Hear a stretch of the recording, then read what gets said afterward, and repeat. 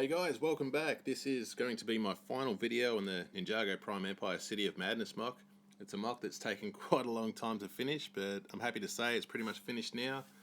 We're going to go through and have a look at each level and have a look at the interiors as well, and just give you a good overview of this whole giant thing. So this is probably the biggest mock that I've ever completed, heavily based on the Ninjago Prime Empire series of the TV show and the actual original Ninjago City. The idea here is that this is like a digital copy of the original Ninjago City inside the digital realm. So while things would be kind of similar, I've taken a lot of liberties to change things around and add some new designs, which was fairly challenging and a lot of fun as well. Really got a lot of confidence out of building this one. As you can see here with the first floor, this has pretty much remained unchanged from the original, just a complete recoloring. Used a lot of what I call 1970s colours, the olive green, the brown, the orange. Really ugly to start with, but it came out really well. Throughout the whole city, I've actually included all the minifigures from the Ninjago Prime Empire season, except for one, so if you know which one's missing, let me know in the comments. Here's me and Jay playing some tunes.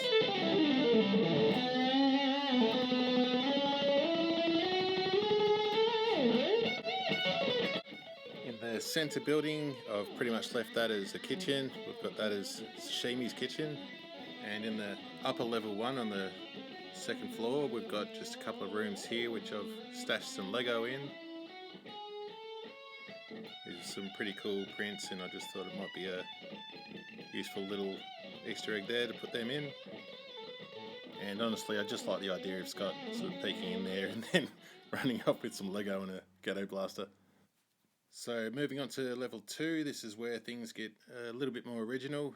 I really like the idea of having the arcade in there in the centre, so I've just managed to finish off the sign there. That sign was pretty much influenced by the Grand Emporium modular, so the same techniques there, but as you can see, yeah, I've tried to include a lot of the colours that were actually in the TV show, even if they weren't on a lot of sets, but Lego's got so many colours now, it's just worked out really well. So really happy with how the arcades worked out, and managed to, in what was the comic shop in the original Ninjago City, I've changed that around so it's another sort of lost room there, and that's got the actual arcade that pulls everyone into the Prime Empire.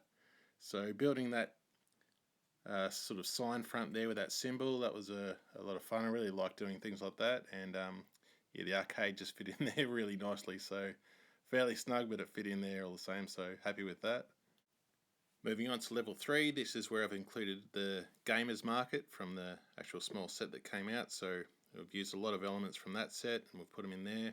We've changed around that little alcove on the very left there, so I've used some of the big 6x6 tiles and a lot of stickers from the original Gamers Market set. This side building here was a lot of fun to make. This had a lot of weird techniques, a lot of building on the side, and actually used a couple of pieces from the very old 1984 King's Castle, so that was cool to be able to incorporate them as well. In the front windows for the Gamers Market / Armory, I've included the Zane and Harumi minifigures just because I think they're my favourite and I thought they just looked really cool there. Really tried to just pack that full of detail. In the spare room across from that, we've just got that as a storeroom and just storing all the extra weapons in there. Now as we head up towards the roof, you can see that this was heavily influenced by the Temple of Madness set. This was sort of the idea of smashing that set into Ninjago City and just see what happens. I've added quite a few more details to the top section here. This side building as well, we've got the a different style for the roof there, and I thought it turned out quite nicely. And just to give you a look inside here, I've got a few cool parts that I actually found in a Lego Heroica game, so that's what those little micro figures are from. Luckily, when it come to the roof here, I didn't have to order too many extra parts. A lot of this was just from using the original Temple of Madness set, so quite luckily there I just used everything that I already had once, and it seemed to have been enough. I already have a big parts collection anyway, so that worked out fairly well. I've got to say the temple on the top here was probably the most difficult thing. I had to redo that, I'm not sure how many times, but I just kept redoing it until it was right. There there's a lot to it, a lot of elements, a lot of stuff coming out of it as well. So really happy how that one came out. I like the little sort of meditation room in the bright bluish green part there. So when you walk in that's got the sliding doors and you can look straight up to the skylight. So that's pretty nice as well. So that's about it, guys. I've got to say I'm really happy with how this has turned out. I'm happy that it's actually finished.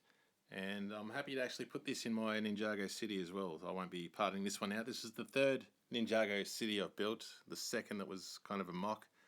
So this will be the final one, and from now on there'll be a lot of different things in the city. So if you've enjoyed this, give me a like. It's much appreciated. And I hope you're all having a great day, and I'll talk soon. Bye.